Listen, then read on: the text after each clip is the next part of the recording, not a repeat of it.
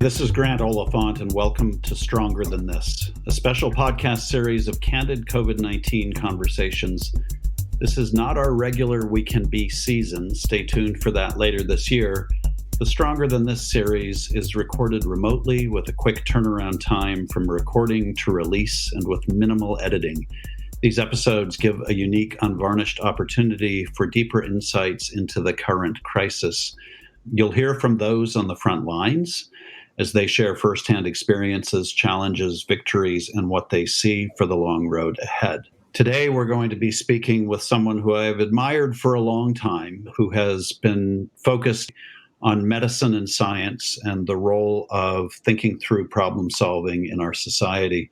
With the world's hopes of beating COVID-19 resting on the widespread availability and use of an effective vaccine, there is no better time than now to talk to today's guest, Dr. Todd Wolynn. Dr. Wolynn is co-founder of Shots Heard Round the World, a nonprofit that defends, supports, and empowers vaccine advocates worldwide.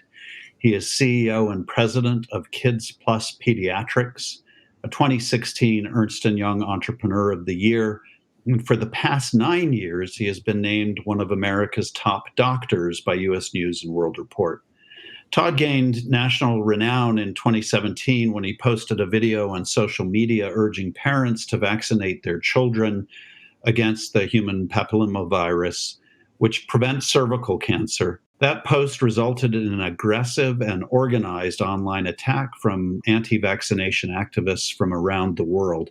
He is an in-demand expert who speaks around the country on health issues related to children and their families, has been featured in the LA Times, the Guardian, Time Magazine, and the New York Times. He is also just a fierce advocate for truth, for good medicine, and for science at a time when it is under attack. So we'll be talking about all of that today. Todd, welcome. Thank you very much. I am thrilled to be here. You run a leading pediatric practice during a time that is exceptionally difficult for medicine. I'm curious, as you think about what's happening with COVID-19, what are you telling parents of the kids you see about how they should approach this risk as the country begins to reopen?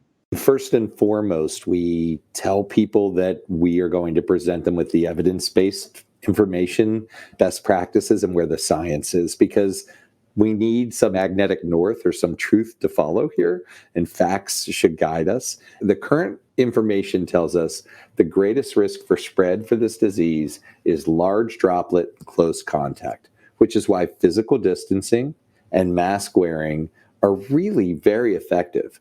The notion that this is on surfaces or vectors that you can touch and then transmit to people, or that they're suspended in small particles in the air for hours, while theoretically possible, don't seem to be the main spread. So actually really simple, common sense mask wearing, physical distancing, at least 6 feet apart, good hand washing or hand sanitizing are the mainstay. We know that that's hard for families, though, because that means they have to be apart from friends and family. Do you encounter people, as you speak about this, who are viewing it through a political lens and say to you, I don't want to wear a mask. You can't convince me that I need to? Interestingly, in our practice, I would say we haven't seen too much of that. People have actually been expressing a significant amount of concern of contracting the illness. And because we're a medical practice, I think that probably brings an added layer of angst. Is there a risk there?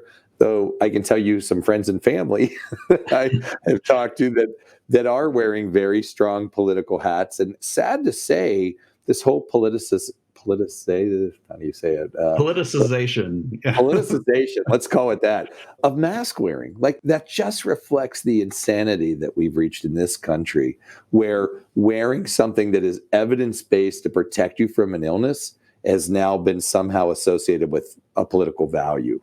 I think what's especially sad about it is that the masks we're being asked to wear aren't about being scared and protecting yourself. They're actually about being considerate and protective of others.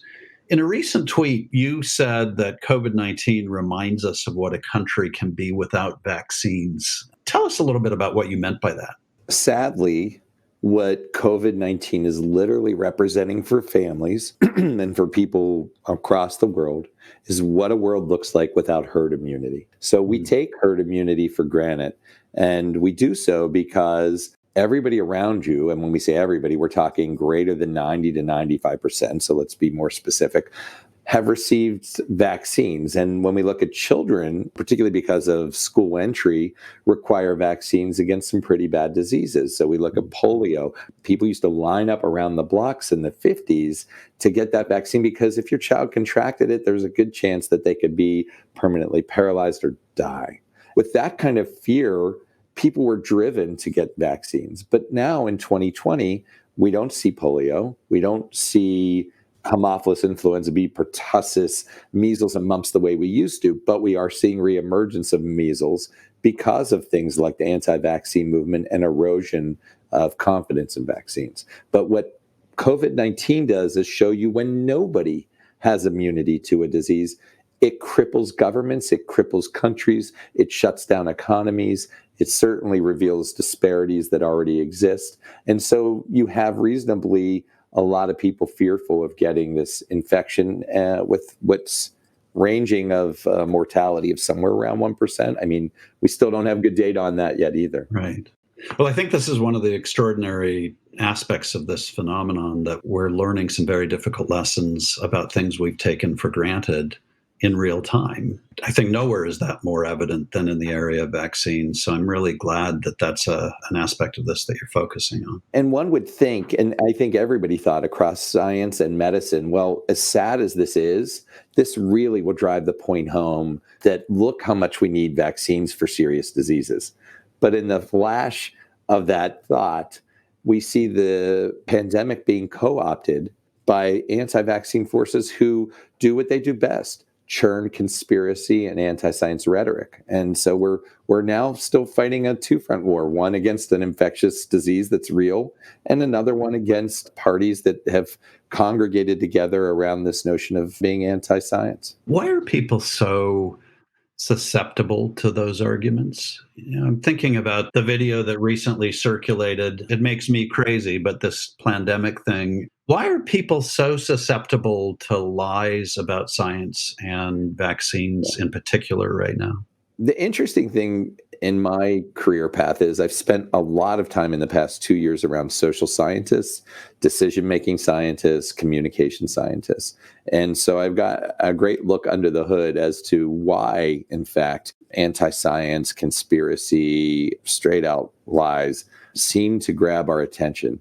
And it's because we're hardwired to be on guard for threat. Nobody cares, honestly, if a message comes out and says today or this month or this year, 100 million children were immunized and nobody, everybody's doing great. But all you need to hear is vaccines can maim or harm or cause autism, right? We have that same mistruth, which was resolutely proved to be a conspiracy. It was actually a true conspiracy with money exchanging hands from Dr. Wakefield receiving money from lawyers back in 1998. And even today in 2020, you'll hear people still make that connection between vaccines and autism, of which there is none. The whole notion, again, for why we're so susceptible to this is, again, part of what we can, I guess, attribute some of our success as a species is our ability to be on guard, to continually look for threat, interpret how we can deal with it, and then deal with it.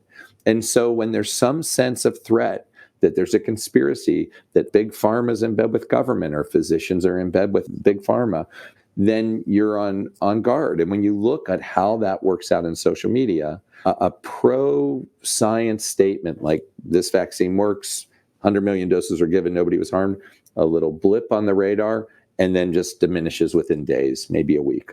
Yeah. Something that's sensational, that poses threat, blows up and hits tens of thousands, hundreds of thousands, or millions, and resonates for weeks to months, or as I just told you, decades, literally from one article that was proven to be complete fraud. It's so amazing. I think back to when I was a parent of young children. You're absolutely right. We're hardwired that way. We're on red alert all the time for something that may harm my kid.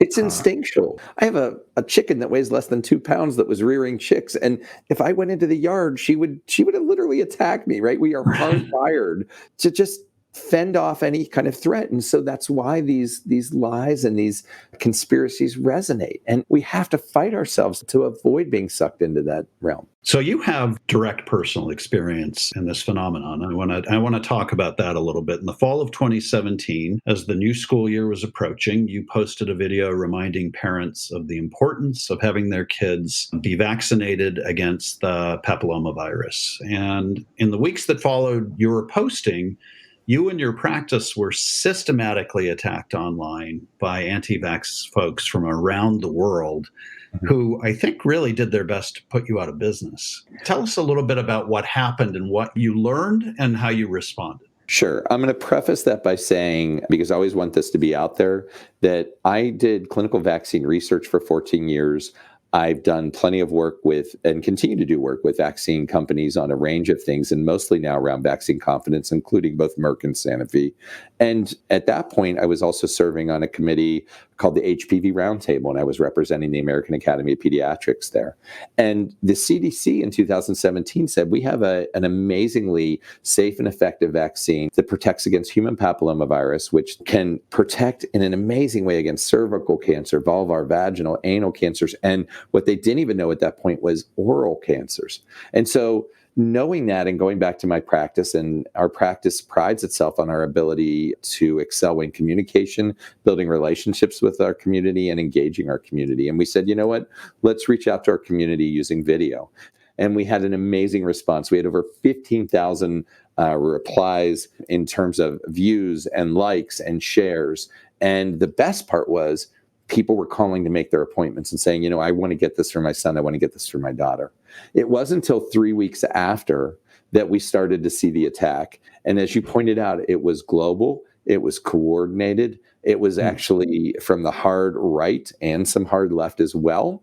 And it was one of the very first attacks that we had ever seen that used this level of sophistication to coordinate the attack. It was around the clock, over 880 different Facebook accounts attacking our Facebook page with over 10,000 posts. They also went to attack our Facebook ratings, and at that point there were star ratings. We shut that off immediately, but you can't shut off Yelp. And as they said, hey, they can't shut off their Yelp and Google reviews. Let's go after them. And from inside the attacking Facebook group, there were moles that were sending us screenshots. So they were pro-vaccine people in that group saying, you better prepare for this. This is what's coming your way. And darn if it didn't. How did you figure out how to protect yourself, though? You know, small businesses would react to a moment like that by being completely overrun. Yeah, paralyzed, overrun, take their posts down. By the way, the anti-vaccine community celebrates when that happens. We happen to be blessed with an amazing communications director. His name is Chad Herman. He was really taking on this attack pretty single-handedly as our communications director. He was hiding, he was banning, he was deleting as quickly as he could. But to be honest with you, the answer to your question was we needed help. And while he did his best to keep up with it, they were 24/7. So he would go to sleep and be thousands of posts behind by the next day. And so we've interviewed since then multiple other people that have been attacked, and they have done exactly what you said, have been shut down, have been paralyzed, have had their reputations decimated. We, on the other hand, were pretty well connected because we've been leveraging social media to address medical and health and social issues for years. And so we put out kind of a plea for help. We sent out emails, and on the third day, kind of like when Gandalf and the Riders of Rohan come to I love it. I love it that we're giving a Tolkien reference. Okay, good. Yes. It was literally that moment. We saw the reinforcements arrive. And so while we had to carry out a level of professional decorum on our own page, these pro-science people didn't. So they would bring literature, citations, and sometimes explicatives, and they would go after the people that were attacking. And when a bully gets attacked or pushed back, they usually just go on for an easier target.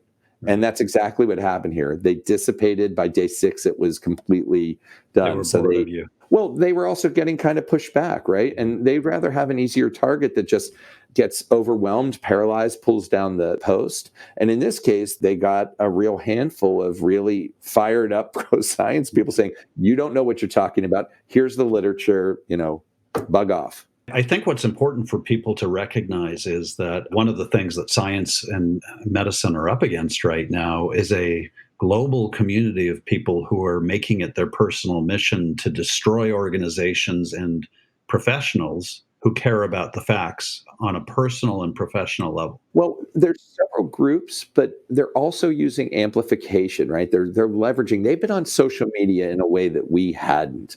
Think about it. Scientists are taught to speak in a very firm way about confidence intervals, and we can never say never, and we can never say always. Think about it. Scientists will spend 10 to 15 years from hypothesis till final product maybe comes out in a commercial fashion. With the clear recognition, we're going to have several failures because they don't hold up to the science, and we have to start again. They have seconds between their imagination and typing something up on the keyboard. What I will say is from that experience, we learned really how to fight back and how to teach others to fight back. And that was the impetus to the notion of what has now become our nonprofit that we've spun out, which is called Shots Heard Around the World. And that was one, let's do research on it. So we reached out to the Graduate School of Public Health within a few weeks of the attack. Two, we created a toolkit to teach other people on how to prepare, defend, and clean up. Three, we created a digital cavalry, so the riders for Rohan are available to anybody. And four, an awareness campaign. So we've been speaking across not only the country, but even internationally, Panama, Vienna, Dublin, Annecy, France. I've been all over the place kind of preaching the word of what we need to do to combat this weaponized social media that the anti-vaccine movement uses. And I want to come back to the subject I raised earlier about Plandemic, this video that has been making the global rounds, which has had extraordinary success in reaching people around the globe with the anti-vax message, in part, I think, because it is dressed up as a documentary and appears factual. But how do you help people understand what's wrong with that message? There have been people that have line by line gone into that, I don't know what you call it, a pseudo documentary, pointing out line by line what is wrong with it and why it is full of falsehoods. And what the anti-science movement typically does is they pluck pieces of science, which are true, and then they'll riff off into complete nonsense. And in Plandemic, they used a lot of doctors to show some credibility. But again, these people were not experts in infectious disease. And as a matter of fact, they were spouting out straight up anti-science rhetoric. One of the reasons it had its reach, it wasn't just spouting out the anti-science rhetoric, but they were using troll farms from North Macedonia and from the Philippines, literally using bots and troll farms to push this message, to amplify it.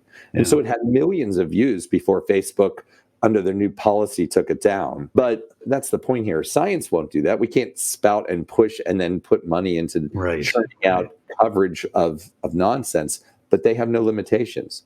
And that's where the social media platforms need to come in and play a role. And you could argue maybe a couple million views too late that they stepped in, but at least they stepped in. And Shots Heard Around the World, the goal is to provide medical professionals and scientists with the tools to respond to these lies. Is that correct? Correct. So the social media platforms, I liken them somewhat to arsonists who are being celebrated for throwing water on the fire, because they are absolutely responsible for incentivizing and allowing profits to be made, very much on the point that we made before on sensationalism. It's called clickbait. So when you see that Big Pharma is in bed with the government and your doctor, you click on that, and they made ad revenue on that. And finally, when they were called out, they said, okay, you know what? We're going to put prompts from the CDC and WHO and really point people toward factual information.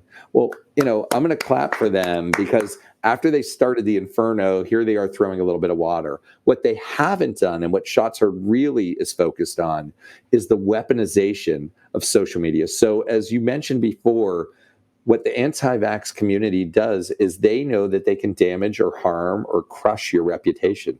And in 2020, if your Yelp rating goes from 5 stars down to less than a star, or your Google review does, they actually have power. And when we were attacked, we had thousands of these negative reviews. Yelp had what was called a vigilante protocol. If you remember the dentist that shot Cecil the lion in Africa, rightfully so, Nobody would probably say they were a big fan of the guy for luring them off the reservation, but people attacked his dental practice on the reviews, and Yelp had made a response to that saying, you may not like a person, but if you're not a customer of their business, you can't review them. Right. Google, on the other hand, took over a year, and it wasn't until we went to The Guardian and Google actually saw The Guardian post fraudulent reviews with our story, and magically the last third of fraudulent reviews disappeared the very next day after The Guardian piece.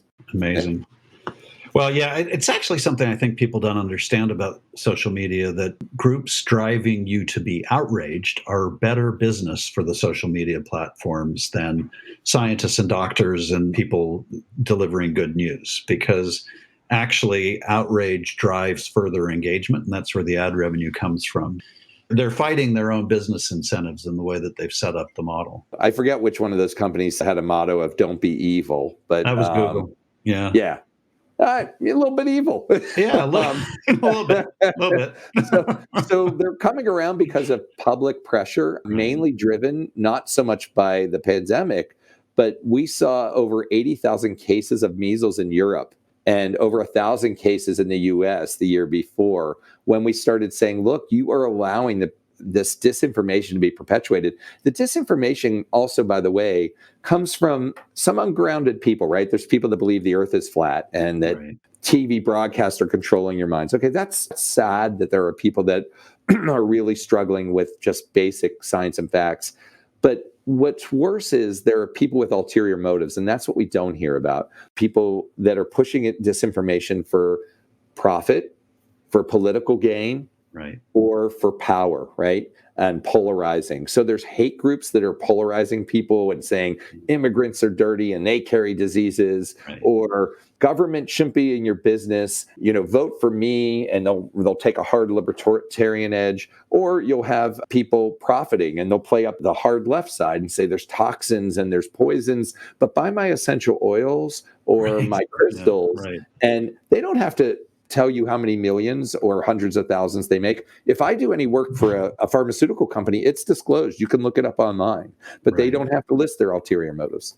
So it's such an important piece of information. So you have said on this score that it's no longer enough simply to be smart about science. You also need to be a good communicator. And now, as I think about that in the context of the pandemic that we're still in the middle of, no matter how we may be feeling about it at the moment, and it is clear that so much hinges in the global fight against this pandemic on an effective vaccine that is widely distributed and used. I'm wondering what challenges, given all of this context, what challenges you see in our country to the adoption of this vaccine, and what will things look like at this point next year if a substantial swath of the population chooses not to take the vaccine, which I've seen statistics that as many as half of Americans would refuse to take a vaccine. It varies. I've seen 25 to 50%. Here's the deal.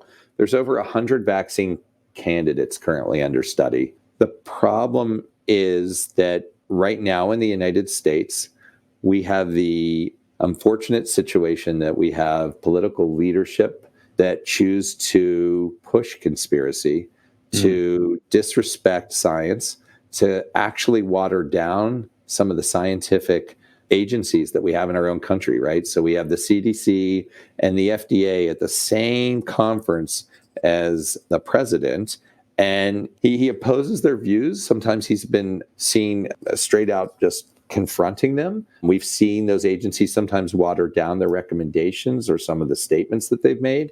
And so it becomes very difficult when you would imagine, and I would say under both Republican and Democratic executive branches, I can't tell you in my memory where I've seen doctors and scientists being pushed around like political pawns and having their messages changed. This is one of the things that is hardest for me to wrap my head around. I'm remembering that moment where the president at a press conference was asked about COVID and dismissed it. I mean, he did that multiple times, but in one case talked about there being 15 cases soon to go to zero. And here we are more than 100,000 deaths later. I'm curious, why would anybody make a calculation that it's better for them politically to ignore this and let people die than to address the science? Why is the science so weak as a compelling force in this discussion? I think some of it is amplified using really evil communication tools, whether they're in popular media or social media, to really aim at a very specific target, which is the base of supporters that revel in that's our guy. Don't listen to anybody else. That's the truth. You can't listen to anybody. I would say that when you look at people in the middle and you poll them, they're very frightened of the virus. They do believe in wearing masks. They are interested in a vaccine. But this is like a wrestling match or some kind of brawl that's being televised right now. It makes for great chatter and fodder and sensationalism. But if you poll America, just like on gun issues or any other issues, when you look at where the bulk of people are, they're pretty reasonably situated and just want what's right for hopefully themselves and their families and their communities. But that doesn't make good TV. It really is about the entertainment factor in some ways. Assuming we get a vaccine and we get one in the near future, what will you be saying to parents who may be concerned about vaccines or may be hearing all of this rhetoric on TV? Who knows where we'll be then? But how will you help parents understand the COVID vaccine? If, again, this vaccine goes through the testing and gets the results that we would expect through the standard methodologies that have already been there, looking for both safety and efficacy, meaning it is safe, it won't harm you, and it's effective. It'll protect you against the virus. Then we will approach it like we do with all vaccines. We'll educate our families on why we have the vaccine, what the risks and benefits are, just like we do with any other vaccine. But we also have empathy and compassion. And if they have reservations, we're there to discuss it. The anti-vaccine movement would like to say, oh, they don't listen to your questions, they don't take you seriously. Nothing could be further from the truth. One of the things that really is a solution to some of the mess that we see right now goes back to communication, relationship building, and communities. And one thing we haven't said this whole podcast is that when you look across the United States and even the world's population, 75% of people are still characterized as vaccine accepting. If you make a recommendation, they will follow through. They believe in vaccines. 23% are hesitant. They are okay to have questions. And it's only 1% to 2% that are truly anti-vaccine. So the key here is when you come across a family that's hesitant about vaccines, but they're in your office, they already trust you. That's a great time to listen to them, to validate their concerns and understand what they're saying. And then having formed a relationship, leveraging that relationship and trust and saying, can I share some information with you? I love the fact that you are an advocate for better global social media communications and online communications, but you're also talking about the importance of the old-fashioned way of connecting and listening and communicating with each other. And I think we need both. That's a powerful message for you to share. What are you telling parents about the susceptibility of their kids right now to multi-system inflammatory syndrome, which has been connected with COVID-19? And how worried should they be? Because I'm sure there are folks who will be listening to this who are curious about that. And this is the syndrome that they've likened to Kawasaki disease. It's an inflammatory response. The problem is there are very few cases. I mean, maybe a couple hundred across the U.S. There possibly could be more that obviously we haven't yet heard about.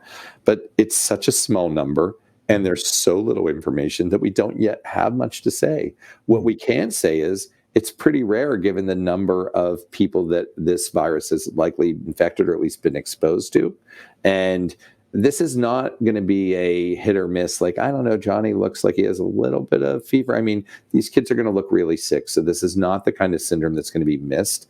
And if a child looks sick, if a family has concerns, they should call their healthcare provider.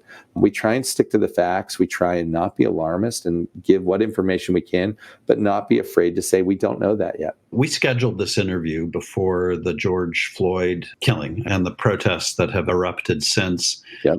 As you reflect on the dynamics of race around the subjects we've been discussing, obviously there have been disproportionate rates of impact of COVID-19 on the Black community. We also, I think, need to see racism as a public health dynamic.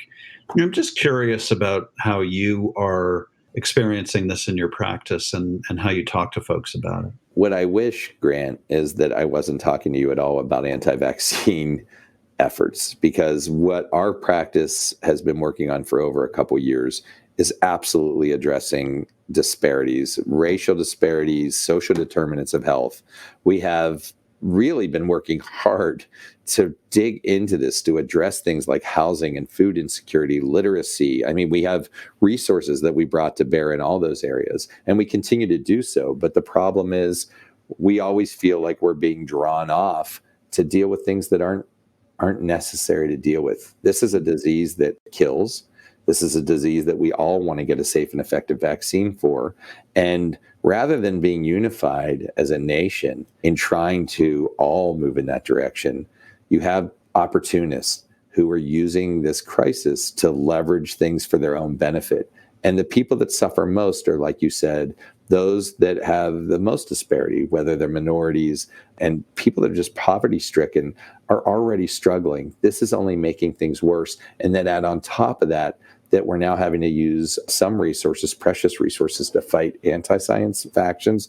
And it just takes away further from the people that need help the most. Do you see a disproportionate impact of the anti-science and anti-vax rhetoric on the populations that you're serving? The biggest groups that have been affected typically are groups that are on hard right, but we see some on the hard left. We see a lot of times that this is not people in those lower socioeconomic status. But what's most interesting is that now we've seen over the past year and a half the emergence of anti-vaccine targeted victims in those groups. So the Somali population in Minnesota was absolutely targeted by the anti-vaccine group. Ultra-Orthodox Jews in New York, absolutely targeted. So these are small factions where they already have a sense of kind of tribalism and we're not so comfortable with the outside world, and playing up their fears of what the outside world's trying to do to them with vaccines. The last group that was very interesting, because African-American populations usually have a pretty good vaccine uptake if access has been addressed, because access is an issue in some areas in this country. Right. But in Harlem, where access wasn't necessarily an issue, there was a concerted effort to play up past issues, including like the Tuskegee fallout, and saying, you know what, this vaccine and vaccines are targeting African-American communities, and this is kind of government trying to get at you again with big pharma, and they're trying to do it again. And that's a new tactic that we see being played out. We haven't seen that so much in Pittsburgh. It's interesting. It raises an important question, I think, for science as it learns how to communicate in a new and different way in the world that we find ourselves, which is that for the African-American community, the experience of their intersection with science and medicine hasn't always been positive. They have been victimized by experiments and by behaviors that are reprehensible in terms of their treatment, even at the hands of medical professionals. Yes. What does medicine need to learn from those experiences as you seek to communicate in a different way in a world where you're fighting for mind share among people who are getting disinformation from every quarter?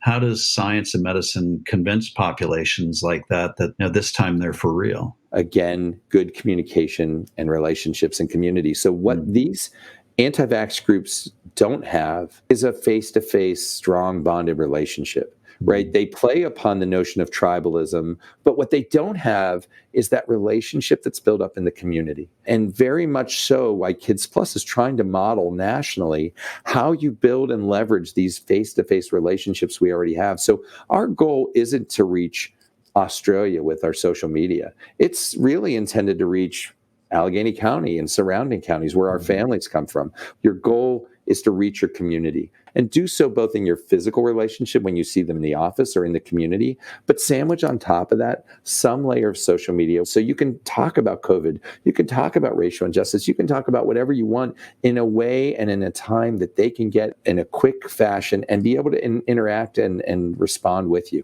Before we wrap up, I want to ask if there's anything you want to add that you wish we had spoken about. I think that people don't realize the harm that misinformation and disinformation can bring about. And I never thought when I went to medical school that I would be fighting hostile foreign nations or anti-science social media troll farms and bots.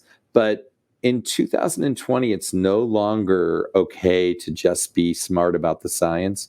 We need to be smart about the communication. And we believe that that's all relationship-based, and it needs to really be improved in the healthcare system. I think what this interview has pointed to is that in the middle of a pandemic, we're being reminded about the importance of science and medicine and vaccines in protecting our children and our families and the economy. All of these things that we say we're fighting for depend on science and trust for us to be able to make them happen. That also requires recognizing that there are enemies and opponents of that, including at the national level globally, all the way down to folks in your own community who may want to see you fail in delivering a successful message.